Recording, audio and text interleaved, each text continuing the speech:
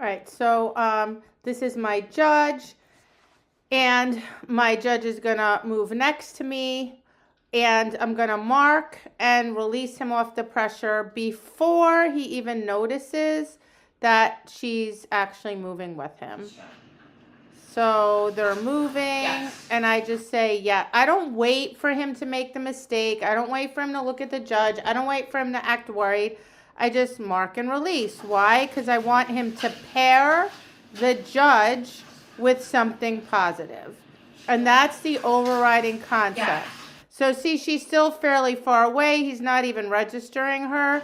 And I'm saying yes and reinforcing. The mistake everybody makes is they wait until the dog looks away. That's not the point. The point is, so she's a little closer now because clearly he can manage that. If he couldn't, she would stay further away. Yes. And you can see he's offering all those bounces and all that energy because he goes, oh, I know this game. The person comes close. I pay attention to you. You're going to mark and release. So now he's pairing something positive with the person instead of something negative. So same concept. Person's going to approach us. Yes. Now look at, well, she's not even moving. And look how far away I am, and I'm marking and releasing. All right. So you can apply this to anything. You can be creative with it, but the key is nice and early.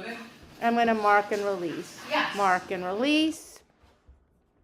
He's not even registering her at this point. She's not even doing anything. She's just standing there, right? But my dogs understand the closer you get to the person, yes, the higher the chance I'm going to mark and reinforce. And you notice I mark, I move away from the pressure first. Then I feed. Feeding is not important. Marking is important. Releasing off the pressure is important. Feeding, not so important. You have all day and all night to get him the food. All right? So don't worry about that piece. Just worry about marking and feeding. Does Nicole know that? All right, I'm talking to her about random stuff. Yes. Good, and you can see he's not even ear flicking, right? Now, in all fairness, yes, he's done this before, but this is the reaction that I want. So now she's going to start moving. And again, when am I marking and releasing? Before he even does anything. His nose doesn't twitch, his eyes don't flick, his ears don't flick. He's not even registering her. Perfect. Mark and release.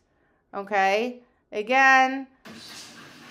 Yes. Now you can see I get fairly close. Again, my dogs have all done this many, many times. Good boy, buddy.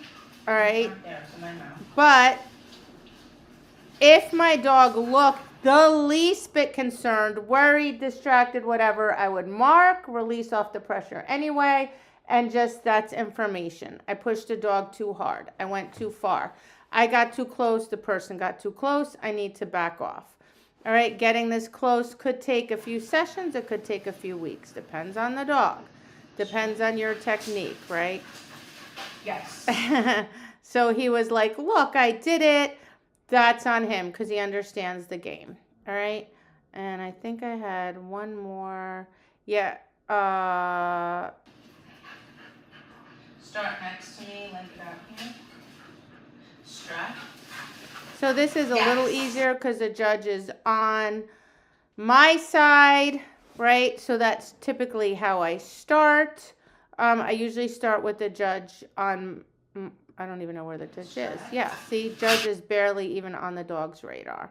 All right, so anyway, you get the idea. The key is, A, mark and release before the dog is even registering the person, and do that a lot. If the dog registers them, quickly mark and release off the pressure, right?